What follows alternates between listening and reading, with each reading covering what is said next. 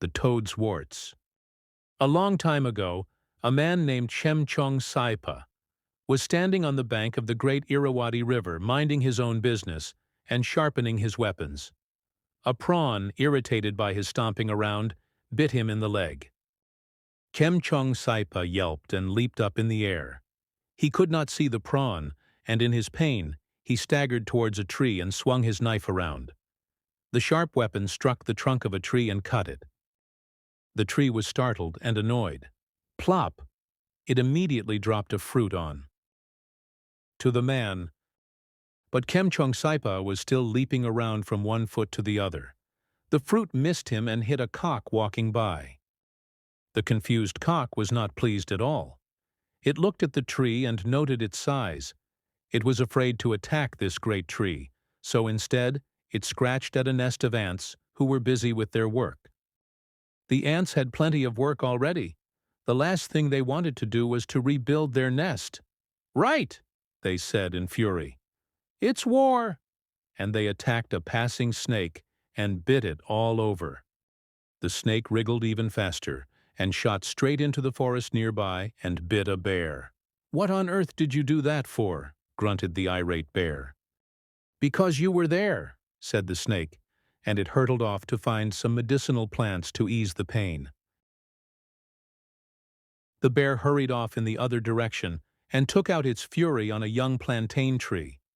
The bear lowered its head and dug furiously till the poor plant collapsed.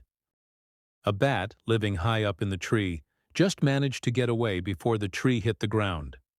It was not used to flying around in broad daylight, and it blundered about until it flew straight into an elephant's ear.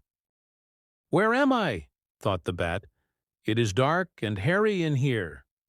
The bat bit the elephant, and the elephant trumpeted with pain and reared up into the air on its hind legs. It came crashing down again and kicked over a large stone mortar. The mortar rolled down a slope and crashed right into the house of a little old lady. It made a huge hole in the side of the house. The old lady may have been very little, and she may have been very old, but she was also very fierce. "You stupid mortar!" she shouted. "Just look what you have done! Pay me! Pay me! You will have to pay me to rebuild my house." "Me?" said the stunned mortar. "Why should I pay you? It was the elephant who kicked me down the hill." The old lady picked up a stout stick and ran up the hill to the elephant. "Pay me the money to rebuild my house," she shouted. "Me?" spluttered the elephant. "You should ask that bat over there. He bit me." "Don't blame me," said the bat. "It was the tree." The old lady wandered off to the plantain tree. The poor tree was lying flat on the ground. "Blame the bear, not me," it groaned. The little old lady chased after the bear. "Pay me the money to rebuild my house," she shouted. The bear grunted. "Blame the snake who bit me." The little old lady found the snake and pinned it down with her stout stick. "Pay me to rebuild my house," she shouted. "Tsh!